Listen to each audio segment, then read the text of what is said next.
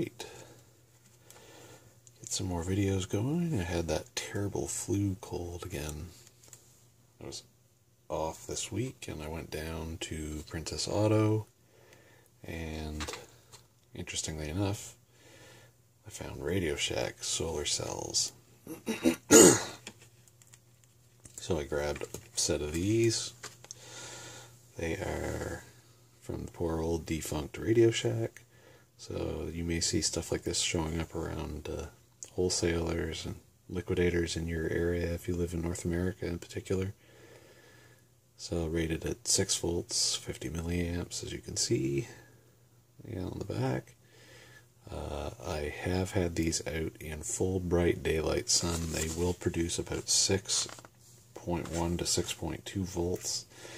One of the things that I did do just to see was, I should have brought that.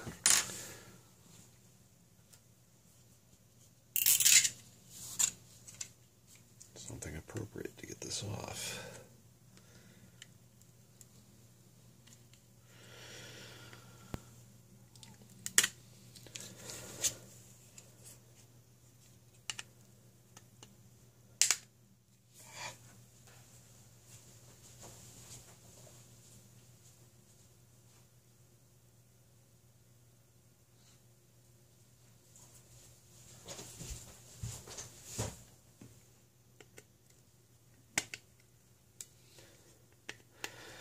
This protective cover can be removed.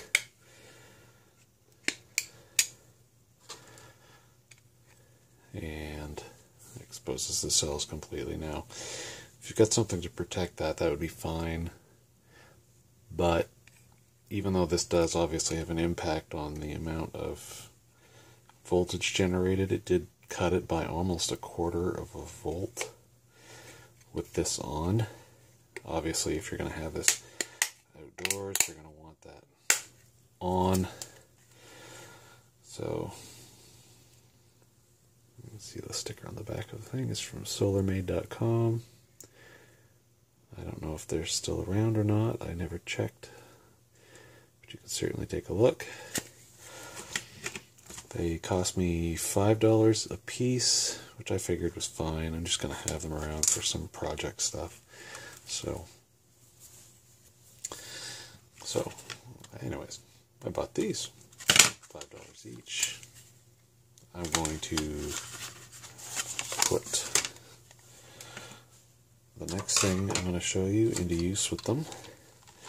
Bought some additional alligator clips, Power Fist, which is Princess Auto brand. These are neck marked for positive and negative. I got these instead of the alligator clips that I have bought at Princess Auto before, because the ones with the rubbers over them are annoying. These have a nice flat pinch point on them so you can get a good grip. And then of course you just run your wire through and solder it on here, and then you know your positive and your negative.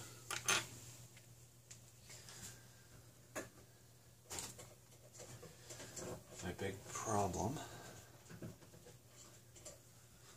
with the other ones is that they're fiddly. To get the rubbers back on, oh, sorry, I'll actually show it instead of so high up. And I know but they roll around, and sometimes it's hard to get grip back on them. So I just thought that was dumb, and so I bought a package of these, and I forget what I paid for these, but it wasn't very much. I think it was like $2 Canadian again, of course.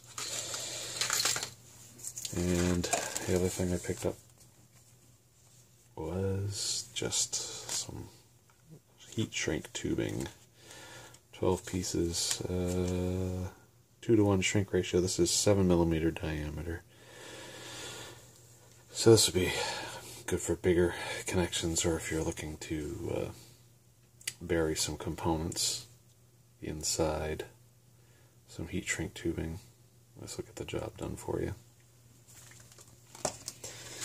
And I do believe that was all I picked up. The other thing I did do was I ordered some gift. Really? I don't think so. I ordered some more LEDs. I got these off eBay or Amazon? I don't remember.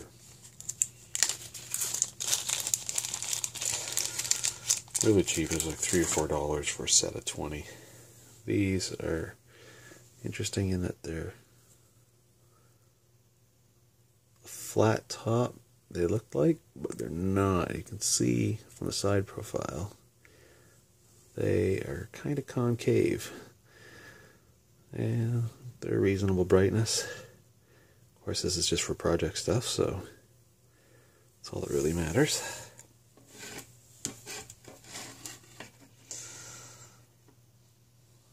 See if we can get any.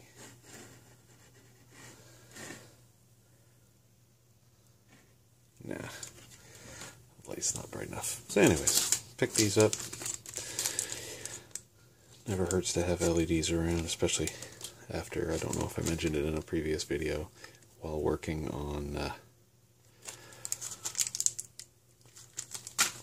the control panel for with my son on his project, I blew one of the LEDs up because I gave it too much voltage and it got really, really bright, and then it kind of fizzled, and then I put more voltage back on it, and then pow, it exploded.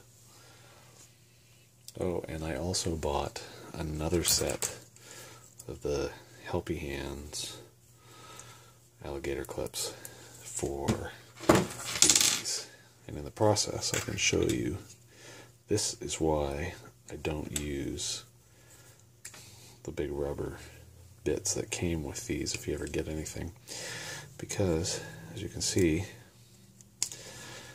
if you put these on, it runs into the collars that are on almost all of these test probes. So you're going to have to cut that way back your own self. Otherwise, it's just going to get annoying. So that's why I don't run them. And I think, as I mentioned in the previous video I did on them, unless you're working with some extremely high voltages, it's not a particularly big deal. So anyways, that's what I've been up to after being sick. Oh, one other thing. I finally got the belt that will be used on the hand crank generator. Once I finally get a good base bearing for it, I need a bearing or a rotating shaft, and I haven't found one yet. I don't want to pay a lot of money, so I haven't really found anything yet. Anyways, thanks a lot, and catch you later.